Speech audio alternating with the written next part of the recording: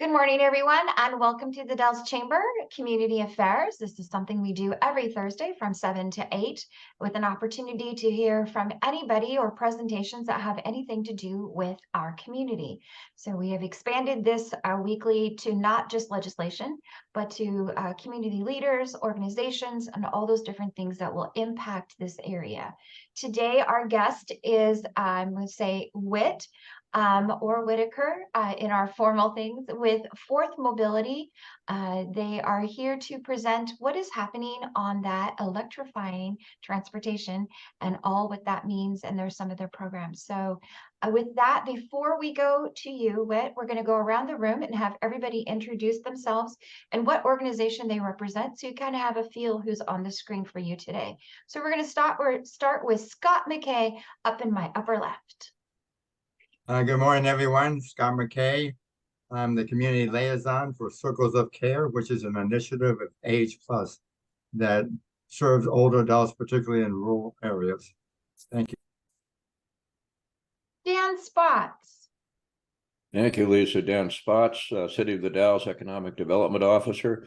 We'll be going into a fairly ambitious schedule over the winter, looking at revising and updating the urban renewal plan. The urban renewal district in the Dalles was established in 1990 and has been updated regularly since then. So this is the latest iteration of that.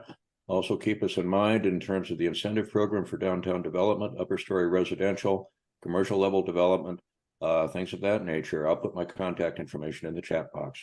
Thank you. Perfect. Thank you, Dan. Sue Davis. Good morning. I'm representing the Columbia Gorge Community College and the Columbia Gorge Community College Foundation. Sorry, my kitty wants to join the meeting. We just concluded our 23rd annual Founders Cup golf tournament, which raised money for our student scholarships. I just wanted to call that out because it was a really successful year. We have about an additional $23,000 this year for scholarships for students. So we're excited about that. And students just returned to campus this week. And our student projections for enrollment are outperforming, or our enrollment is outperforming our projections, which is a really big win post-COVID. Awesome. Congratulations on both of those. David Peters. Good morning, everybody. Dave Peters, Columbia Cascade Housing, Mid-Columbia Housing Authority. We're submitting today, hopefully, for funding in Washington for the Community Land Trust in Carson, and also up to $3 million in down payment that we hope to get. So hopefully those will come through in the future. Great. Phil Brady. Good morning, Phil Brady, Wasco County Commissioner, and I'll leave it at that. I'm very interested in this topic. Look forward to the discussion. Thank you. Corliss Marsh. Good morning, everyone. Corliss Marsh with Columbia Gorge Habitat for Humanity and the Senior Center and advocate of the library. So coming back, this is a long ways away, but coming back is the Habitat Soup and Pie lunch, December 2nd. Oh, guys, put that on your calendar. Put it on the calendar. Yeah, she just warned you. All right, Robert Wallace. Hey, good morning, everybody. Robert Wallace, calling all the way in from Dufur this morning. Everybody's supposed to laugh. I'm with Y East RCD, and we work in a couple of different projects with Fourth, and so we're on today to support those guys. So thank you. Awesome. Thanks for calling in all the way from Dufur. We appreciate you. All right, Bill Lennox. Good morning, everybody. I'm with Six Rivers Dispute Resolution Center, and there is a fall training coming up. So if anyone's interested in that, be sure to look up Six Rivers. And I'm also with North Central Public Health District, and it's good to be here to listen to this conversation this morning. Thank you, Bill. Hey, make sure that flyer for the training gets to us. I think it did, but let's just double check so we can help broadcast that for you. Will do. Thanks. Tanya. Good morning. I drove all the way in from Dufur, Robert. So Tanya with Northwest Natural. The exciting thing we have to share right now is just natural gas rates are going to be going down in November for residential and commercial property. So we're excited. I don't know how much press we'll get. We always get a lot of press when prices go up, very little press when prices go down. Not sure why, but it is the way it works. So just want to make sure that's out there. Thanks. All right. Michael, are you with Fourth or you just joining us today? Good morning. I'm Michael Clues. I'm with Y East to support East, Fourth as well. okay. All right. See, I don't see you guys very often. Hint, hint. And I believe, is there somebody else on here that is not with the Fourth team? I'm also with the Y East. My name's Lanier. Okay, Lanier. Oh, I like that. Thank you. Thank you. All right. I'm gonna just throw in a couple announcements before we get going because I always forget to do the chamber. So one, tonight is our membership appreciation reception, and all of our chamber members, and that means anybody in the organization of organization that is an employee is also a member, and that's from 5 to 7 in the backyard. We have a taste of the Dalles with all kinds of goodies from all of our different restaurants in town. We will have wine and we'll have beer from local vendors. We'll have prizes and all of that, but most of all, we'll just have a gathering in the backyard of the chamber just so that we can be together.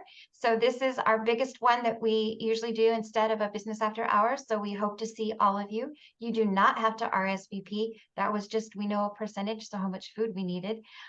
So we hope to do that. But right before we do that, because if you're going to celebrate the chamber, how better to celebrate than with a ribbon cutting? So we're going to go across the street to the new Stratton Insurance has been partnered with a new company called High Street Financial and Insurance Partners. And as we're going to do a ribbon cutting at 5 p.m. exactly on the dot, and then toast it and have a celebration, and then come over to the chamber and do stuff in the backyard there. So we are excited that we can't better celebrate an occasion of the chamber without those giant scissors and the red ribbon. So we hope that you guys join us. We have a lot more going on. We have even a ribbon cutting this weekend. So just check our community calendar and see what's going on. And now I will turn this over to Whit, and I will let you take this away, and let's learn a little bit more what you guys got going on. Perfect. Actually, I'm joining from hot and humid Austin. However, it means I didn't have to get up quite as early. And I've got two of my colleagues here. If you two could introduce yourselves and you can come back to me. Varun, if you're okay with going first. Yeah. Hi, everyone. And really nice to meet you. My name is Varun Bathar. I'm with Fourth supporting WIT and the WISE team on the Wasco County EV charging project. But yeah, really here to learn more from you and like learn from the community. But I'll pass it on to Brittany, if that's all right. Hi, everyone. My name is Brittany Breen. I'm a senior program associate at Fourth on our access to charging team, specifically working on ODOT's community charging rebates program for level 2 charging. I'm going to go off video just because I don't know how strong my bandwidth is outside here. All three of us are on the access to charging team at Fourth. And Varun, if you can share your slides, the slides if possible. All right. Ooh, good picture change, Varun. All right. So I think we may have cut out. Can we go to the next slide? Actually, go back to the first slide. I'm going to do an overview of what Fourth is. So first things first, there we go. Fourth is a nonprofit based out of Portland, Oregon, but we work nationally and even occasionally internationally, actually. And we work on modes of transportation, like electrified agricultural equipment, or micro mobility, bikes and scooters and other interesting small vehicles. So we sort of have our foot in the door of a lot of different activities, and we try to bring people together and create long-term solutions to transportation problems. Next slide, please. All right, so on this project and in other areas, we work with Y East, resource conservation. Y'all know Y East and Robert. They're great folks, and we're really enjoying working with them to really bring the stakeholders together and make this more of a community-based project. Next slide, please. So the project that I think people have heard about is a USDA funded 2-year project. We're expecting to wrap up probably summer of next year, perhaps a little bit earlier than the end of the 2-year project. But that's sort of the goal. It's just Wasco County. However, there's sort of an asterisk there that I'll get to later. All right, next slide, please. Actually, let's go back. I just want to make a comment on that picture. So that was part of an event that we were in Mosier 2 weeks ago on Friday, and we had a great assortment of vehicles, 2 Jeeps from the local Jeep Dallas dealership. We had a Polestar 2, a Ford F-150 Lightning, and then 4th 2 fleet vehicles, a Volkswagen ID4 and a Chevy Bolt EUV. And actually, I forgot, there's an E-Transit, a Ford E-Transit in the background as well, which was pretty awesome. Next slide, please. So the key objectives of this project are really around stakeholder education, creating a 3 to 5 year plan for Wasco County around charging, and obviously again, we're going to create this report. Partially, it goes to USDA for a final report, but it also is going to go to basically all of the stakeholders that we know in Wasco County, because at the end of the day, it's your, it's your plan. You can take it, you can leave it, you can adjust it, you can change it. And so we want to make sure that this plan is developed basically with all of the feedback from the community as well. Part of this project is also creating an EV charging playbook for rural counties. There's a lot of rural counties in the US, and most of them are looking for direction. And then additionally, one of our other objectives is to both identify and apply for funding. This is sort of where the asterisks on this being a Wasco County only project. Some of these funding opportunities are large enough that it wouldn't really make sense for it only to be a Wasco County effort, given that some of the grant sizes are just very, very large. And we'd want to make sure that the scale was appropriate to the project application. And so bringing in partners like McEd and other counties in Northern Oregon and potentially even in Southern Washington for one specific opportunity would potentially make sense. This picture is of Mike Lanier. I think Sarah's left elbow from the Y East team, having maps up and having discussions with people around one, where they'd like to see chargers, where they interact with the spaces, the parks, the places that they like to go to. And we have maps of most of the cities in Wasco County, as well as a countywide map as well for sort of high level development of locations of interest, existing chargers, and more. Actually, a note to the 4th team. Just wanted to mention we should probably bring the slides up around how to find charging later on. So that's sort of the key objectives. Next slide. Thank you. All right. So part of creating that plan is convening a Wasco County EV charging stakeholder group. And that has been pretty successful so far. I'll go over that a little bit in more depth later on. Supporting that stakeholder group and primarily the cities, nonprofits, and counties with learning about EVs and EV charging, bringing in Brittany to support on the community charger rebate, which is an ODOT funded incentive. And then really working with the stakeholder group to get this information out there, for people to ask us questions, for us to develop a FAQ, and start really diving into specific locations. I mean, the specific towns, and understanding where people are interested in having chargers long term, and understanding and making sure that they understand what questions they need to ask before chargers could be installed, or before they can even figure out, hey, is there an ROI here? Does it make sense? Will the utilization justify this charger? So that's sort of some of the conversations we're having.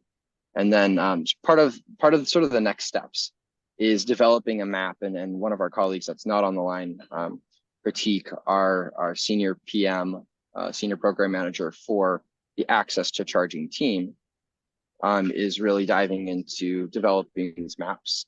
And sort of up next is we're going to try to schedule meetings with a lot of the different city stakeholders, with all the different, with many of the different cities in Wasco County, to dive deeper into the public locations, into the locations of interest and beyond, to make sure people are aware that, you know, we're here to support them, and make sure that any questions that they have answers.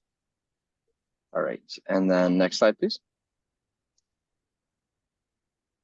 So I think we've talked a bit about that. Yeah, so I think that sort of restates things that were said earlier. This is also another picture at the Ride and Drive, and it is really great. Next slide, please. So sort of what have we done so far? We've done 5 virtual stakeholder meetings. The first 2 focus mainly on EV 101 and Charging 101 information, and utilities and how they interact with the sphere, which is pretty significantly, I would say. And then Brittany talked a bit about the community charger rebate, and I know Brittany's had quite a few conversations with Wasco stakeholders off of these virtual stakeholder meetings, but we're really excited about that as well. And of course, we want to know what all the stakeholders are working on as well, because people have a lot of questions around EV charging, and we want to support it. We also know that there's a lot of projects going on in each city, and you know, whenever you're going to be doing a construction project, there's a good chance that it might make sense for EV charging to be thought of, even if it's not fully integrated. But you know, if you're doing a major renovation of a building, you know, you might want to think about the panel capacity, the service transmission, if it has capacity, and where, you know, where their parking spots are, and whether we can get electricity out to those parking spots. Next slide, please. So continuing on, we had that awesome ride and drive out in Mosier. We got a lot of, I think the term is Mosierites out.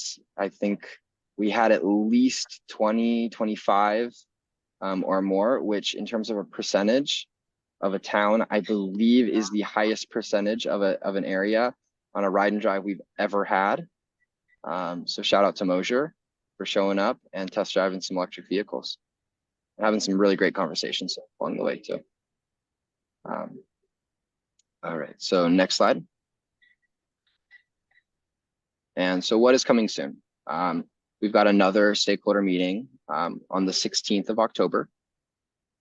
We've got, we're beginning planning for a second in-person event. I think it's gonna be around April 2024 to align with another existing event.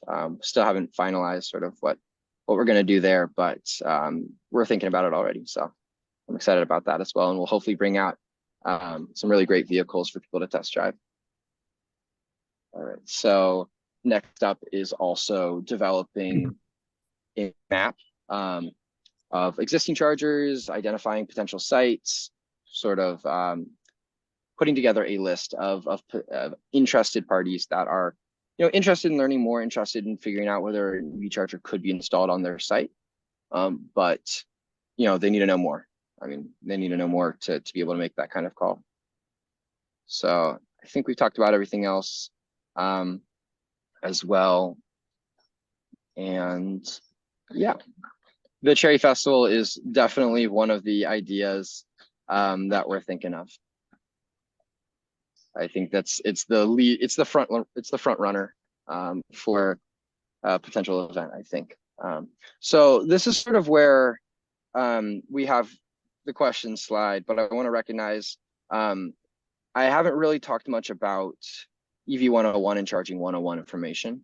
And I'm wondering if people are interested in hearing about that a little bit. Perhaps we could come back to that. I could start out with some questions here regarding charging stations. Perfect. Yeah, let's go in questions then.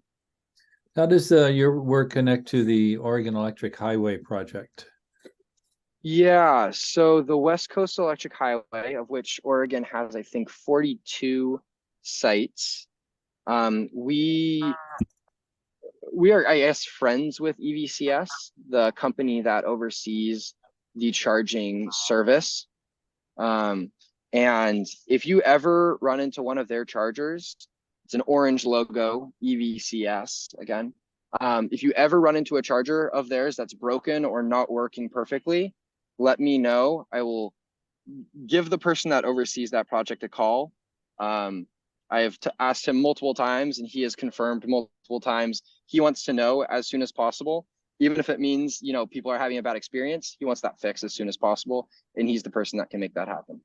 I don't think there's many EVCS chargers in Wasco County. I know there's one up in Fred Meyers in the Dalles. I think there might be one or two more.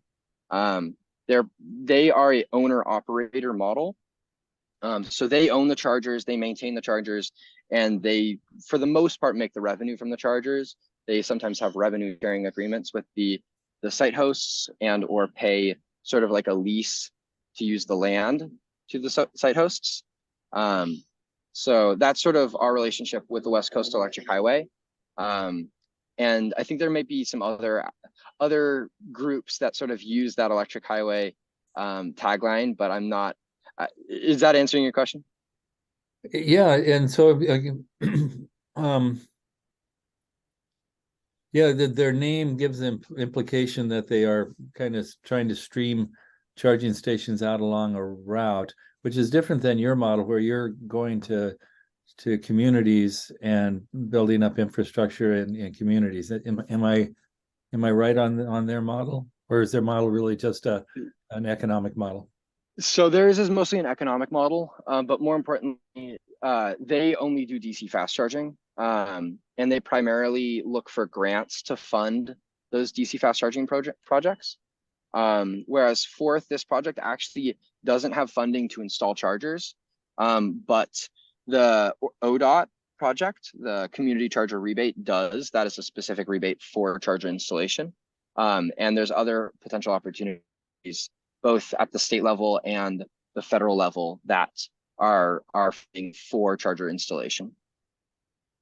So don't mind if I dominate here for a couple of minutes. So since you mentioned fast charging, does it seem like the industry is moving toward a standardization of charging?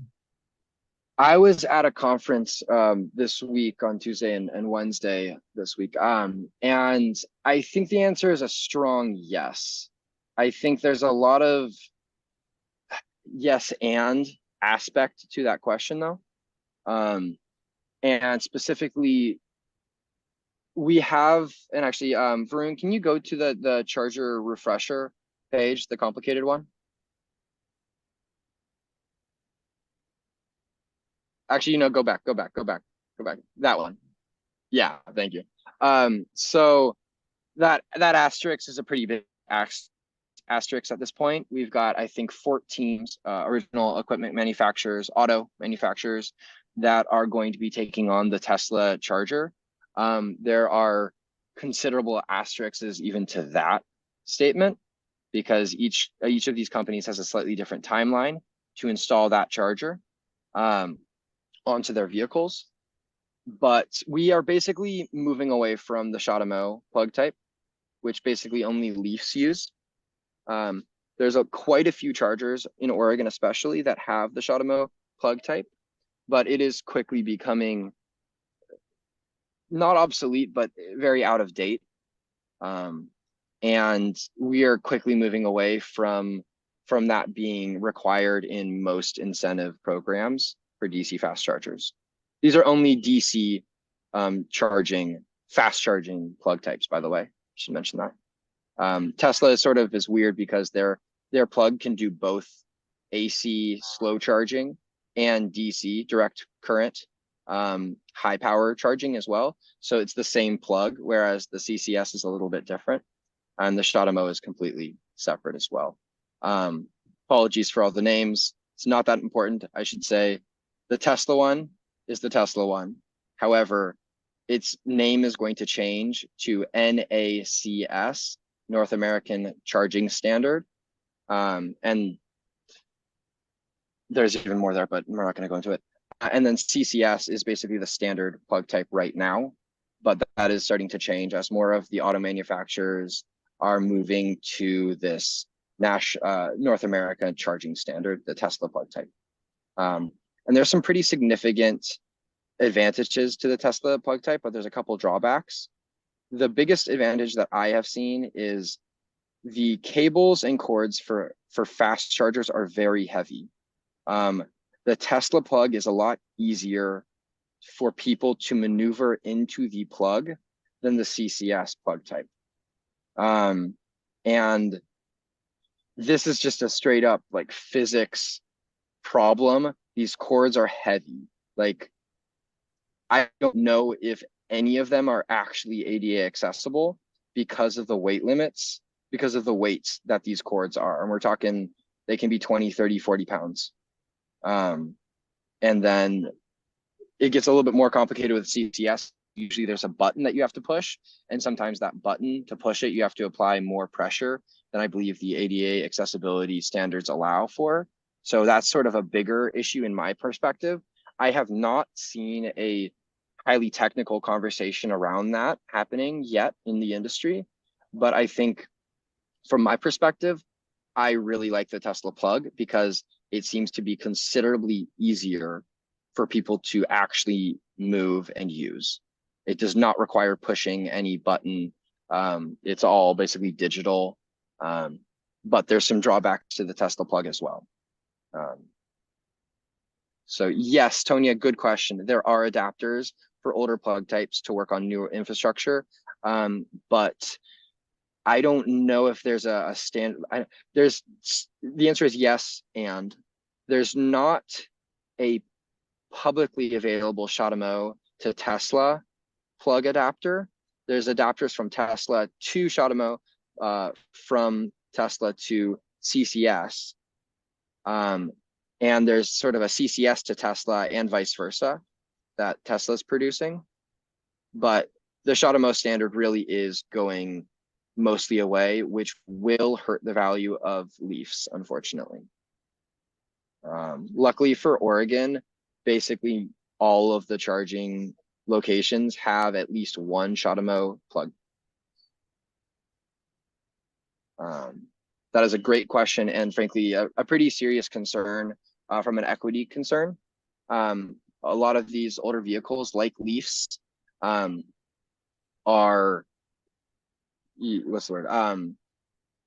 cheaper, and so they're more affordable for people to get. And obviously, the cheaper the vehicle, the higher likelihood of it being purchased by people that just don't have as much money, and that is a pretty sizable equity concern. If you end up screwing over everybody with Leafs, that's not something we want to do as an industry or as an organization like Forth. Though I would say Forth does not have industry power over any of this. This is mostly market forces. And there was a strong backlash to basically electrify America, putting in all CCS cords and then their stations not working how people want them to. And that's the reason why most of the automakers are switching over to this Tesla standard, which is formally becoming an actual, it's called SAE. I want to say like standards for automotive engineers or something like that. I'm forgetting. If anybody knows it, please put it in the chat. SAE 3400 is what the Tesla standard is going to be, the NACS standard. But I expect that by 2025 or 2026, we are going to get to a place where we have basically one standard, and then just a lot of adapters are needed for the older vehicles. I'm a little bit more optimistic on getting there by 2020.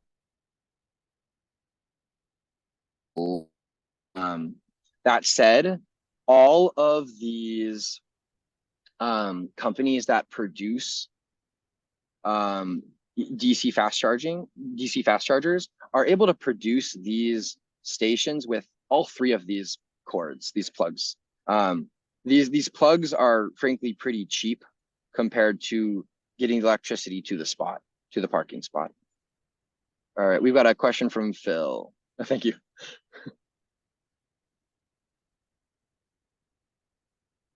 Okay, unmute. There you go. I have a ChargeMO on my Prius Prime, and it's gonna be fine because I just charge it at home and then run on gasoline when I out for a distance. So I never charge at exterior stations. Which brings me to question: is the thinking of more toward people who are traveling through a region looking for charging stations for people traveling through, or for people residents here, local residents? And I'll give you a story. I have a friend who was a Tesla file. He couldn't wait to get a Tesla, lived in Baltimore.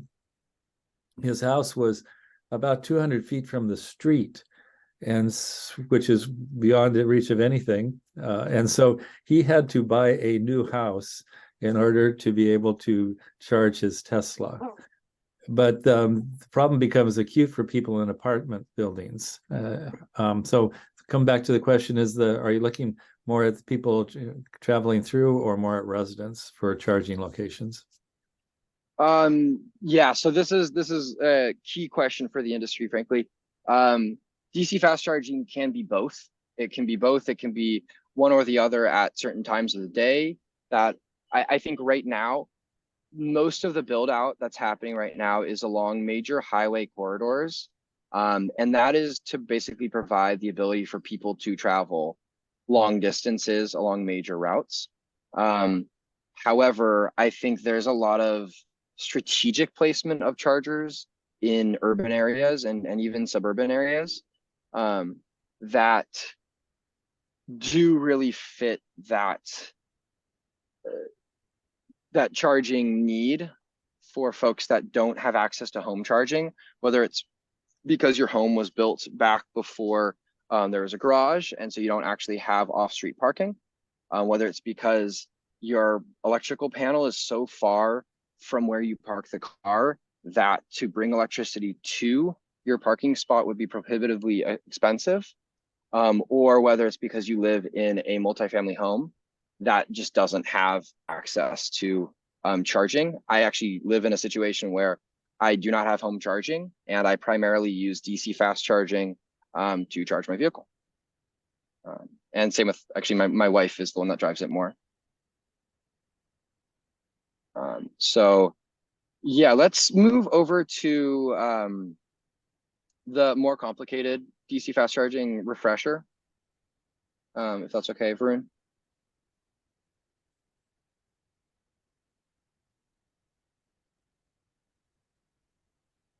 I'm not sure if that slide is there, but I'll try to find out. Okay. Can you leave it on the different Okay. Yeah, this one. This one's a really decent, it's not a beautiful slide, apologies. But this one's a pretty useful slide. It gives you sort of the levels of charging. I should mention level 1 is just a 120 volt charger, little outlet. Level 2 is 240 volt electricity. And this sort of shows how long it takes to charge and what charger type makes sense for these different locations. Multifamily is sort of the area that it depends the most on.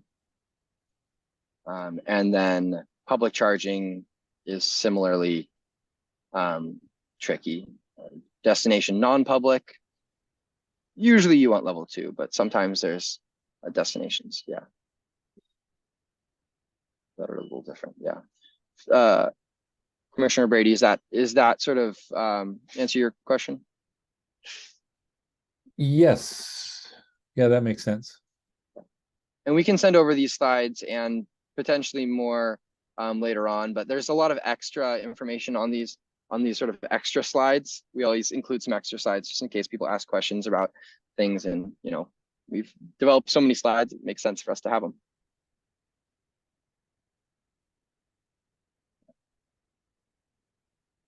To answer your question, Dan, yes, we'll be going through December. I think the timings get trickier in December, but and then we'll likely be starting back up in the new year, but I want it to be more of a community-led discussion. So I think there's going to be conversations around how we change format or change leadership structure of the meeting moving forward once we're into 2024, especially because from a fourth perspective, we're going to be really looking at trying to really hyper-local focus on the different cities for charging plans, and then work towards funding opportunities and submitting an application for funding in alignment with either a regional effort or a county effort.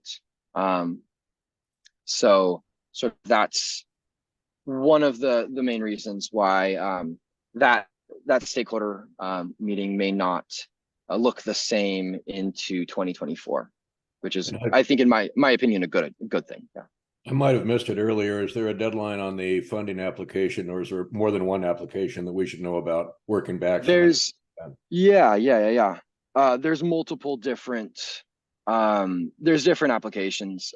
So the Oregon Community Charger Rebate is primarily for level 2 charging.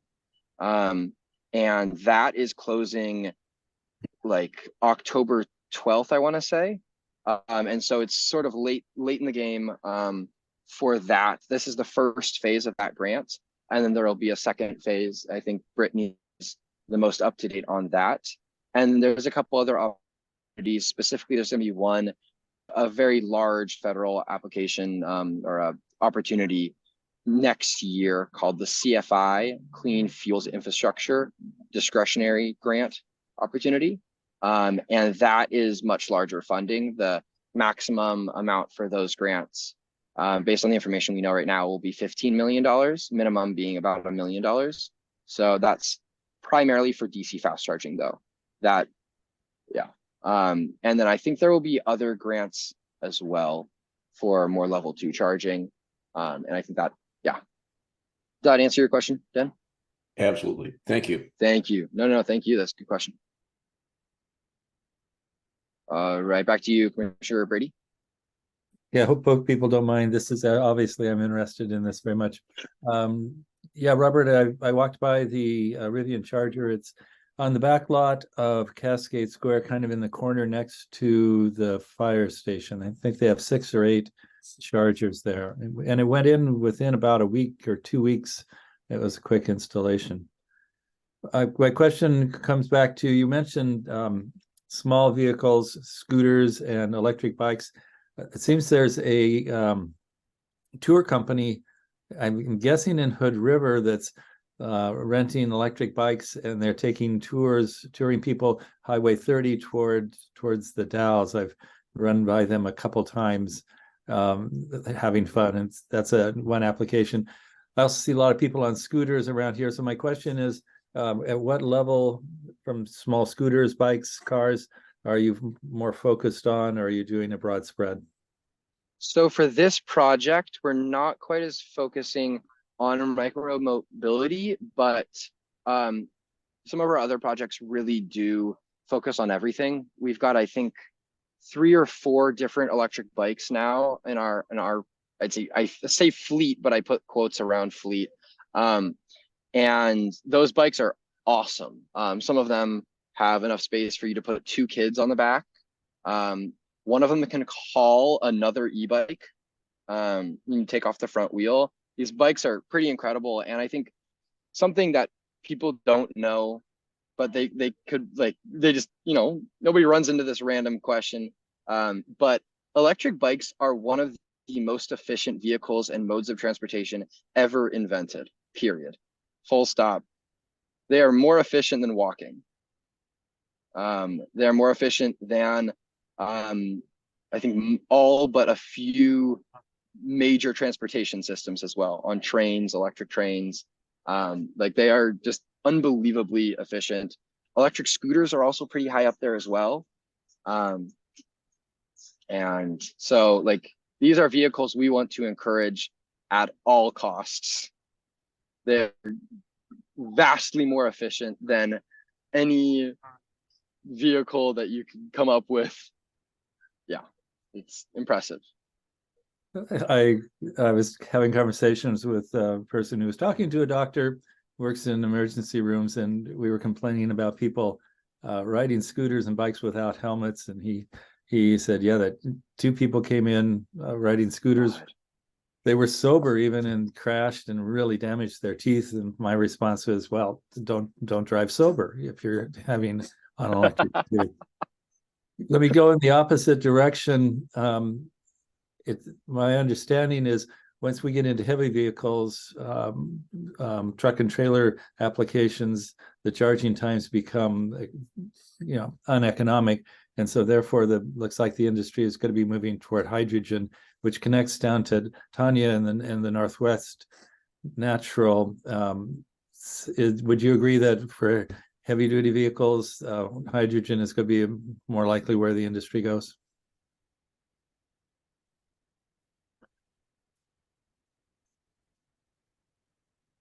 Is Tonya still? Yeah, I'm on. I'm sorry, Phil. I wasn't sure that was directed to me or just in general. So, well, you guys do yes. a great work. I'll call you out. Yeah, no, sorry about that. That's a really good question. I think that's what we're seeing as well, but we're not really focusing on that inside our company at this point. I can take a stab at that. I've followed the medium heavy duty realm for quite a while. It's all about the use case for fleet, heavy duty, medium duty. I think the case for hydrogen is pretty strong with heavy duty long haul. Right now, we still haven't seen more than a few entrants to putting out a solid vehicle before 2024, 2025. I think there's a few.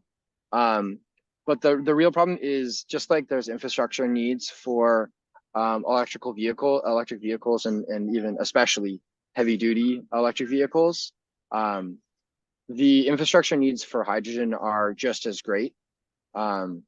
Obviously, Northwest Natural has already upgraded, I think, all of yours or almost all of the pipes to be able to take, I think, up to 15% hydrogen, maybe more than that if I'm wrong. But hydrogen infrastructure is expensive, and I want to make sure I'm clear about that, because I'm only talking about green hydrogen. We cannot really continue to build out non-green hydrogen. It's just not, like, from a carbon standpoint, we can't really make that happen if we want to achieve any of our goals. And that's a different conversation. I'm less optimistic about that. That said, I do think hydrogen, and specifically in Wasco County, there are absolutely massive opportunities for hydrogen, specifically in the energy storage realm. And I say that primarily because you have Celilo Station right there, which is the north end tie to the DC intertie that goes down to California, which I think has a capacity of up to 2 or 6 gigawatts of power transmission lines. And you also have all of this solar and excess wind, primarily capacity in the gorge, that whenever there are negative prices, you could be running a green hydrogen facility. Right now, the main problem is those green hydrogen facilities cost so much to make. And the financing is sort of starting, I think. There's more and more companies that are getting interested in backing sort of these longer term programs to get electrolyzers, which is what the green hydrogen producing facilities that take electricity and water and split it into hydrogen and oxygen. And then that hydrogen is what you would use to run through a fuel cell to produce electricity. Tony, anything to add on that?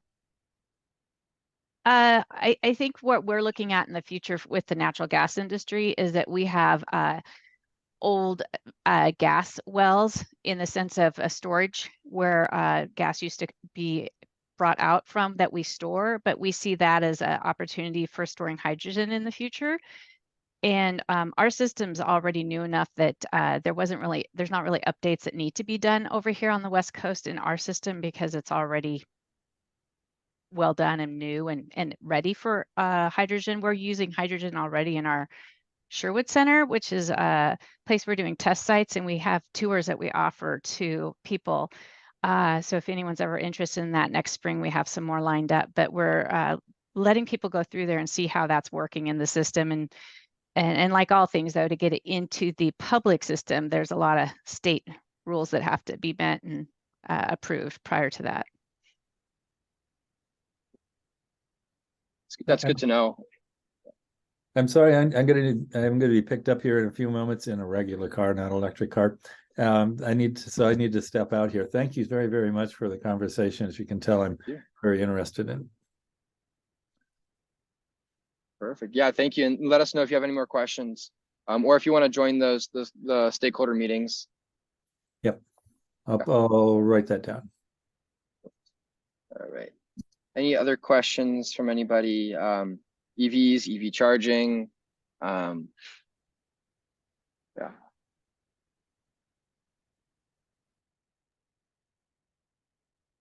Or about the project. Yeah, I'm not seeing any more hands raised. What? All right. Varun, actually, can you reshare and show? I want to make sure that people have a little bit more information around charging. Varun, can you share your screen on the plug share, how to find charging slide? Yeah, perfect. Not the how to use a charger, go back to. Thank you. Yeah, so I wanted to make sure everybody understood, how to actually find a charger. Check out, I'd say first, PlugShare or ChargeWay. Charge Hub is actually pretty practical and awesome in that they have gone out of their way to make sure that you can find just about any charger on their app. And frankly, a lot of them, you can start the charge on their app, which is awesome. ChargeWay will only show you chargers that your vehicle can use, which I think is one of the more valuable things that a charging app can do. That said, it uses a number and color system for the different plug types. Red is Tesla, blue is Shademo for DC fast charging, and green is the standard plug type and the CCS plug type. Any number above 2 is DC fast charging. 1 and 2 is AC low power charging. And I think just knowing that these resources exist to find chargers can help you understand where there are chargers and where there aren't chargers. And PlugShare is the most used in that you can even show just outlets, which is really useful, especially when you're looking for RV parks potentially to park overnight and stay at, charge your car. I think we got a question from Robert or a statement.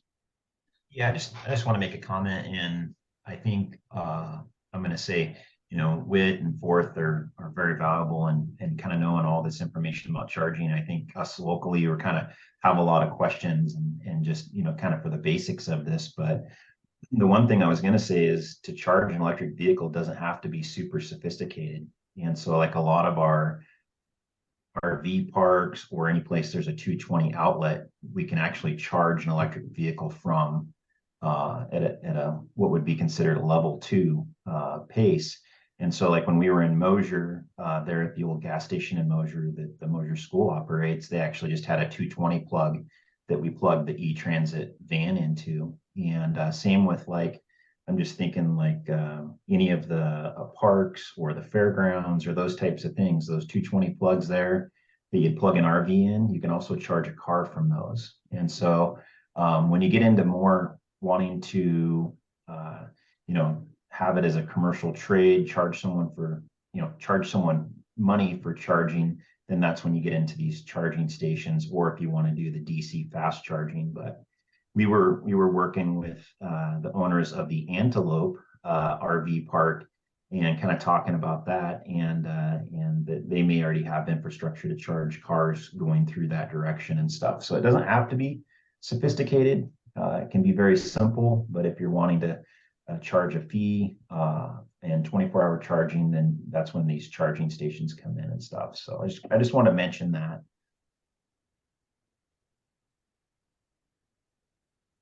That's a really good point. And recognizing that every RV park, all you need is the right adapter. And a lot of the time it already comes standard.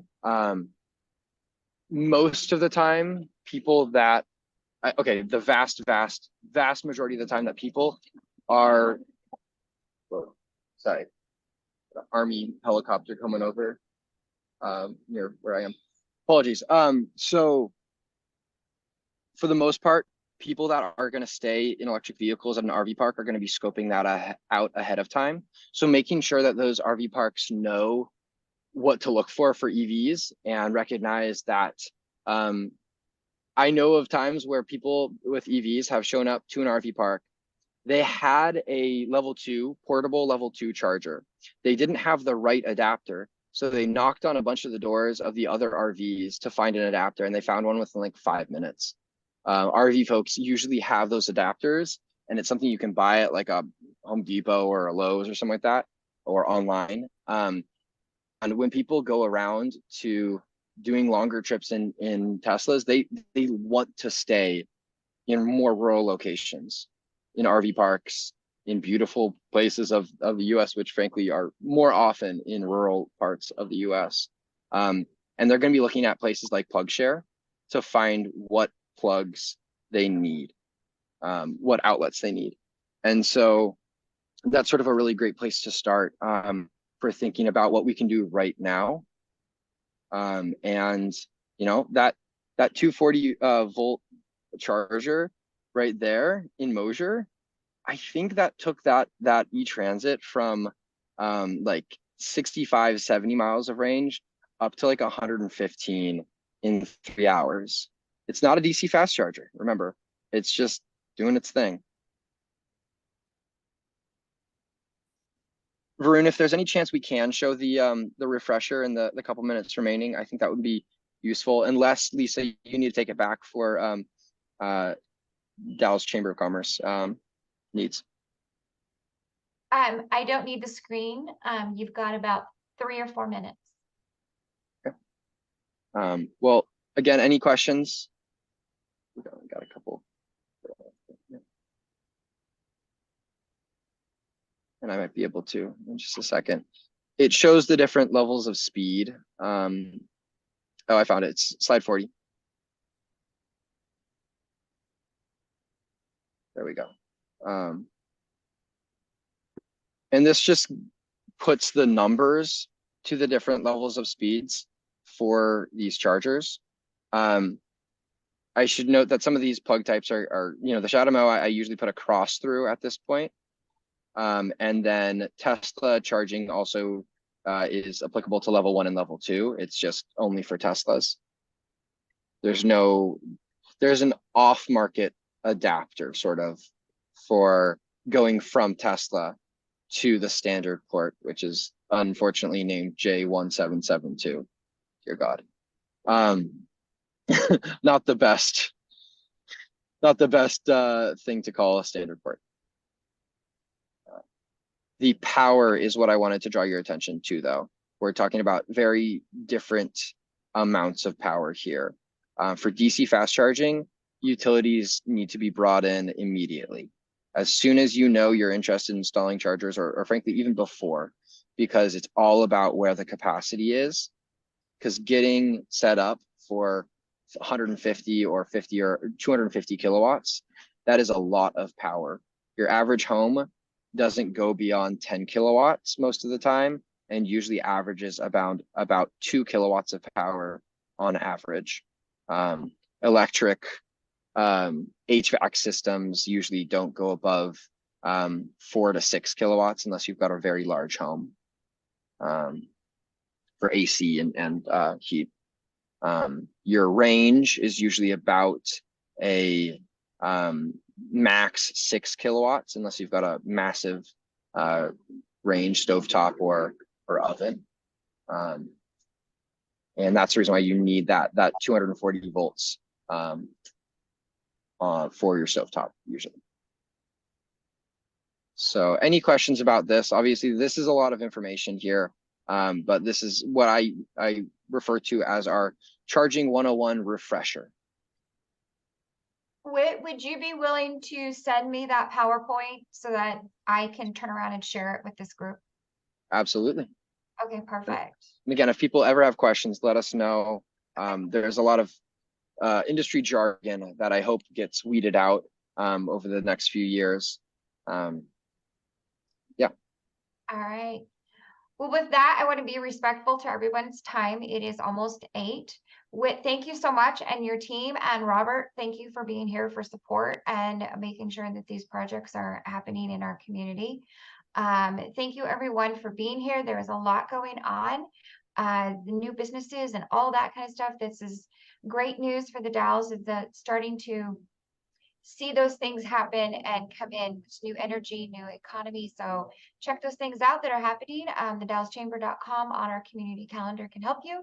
If there's any questions, please reach out to us. We are here to help you. We can connect you. We can get you different information that you need to the right people and partners.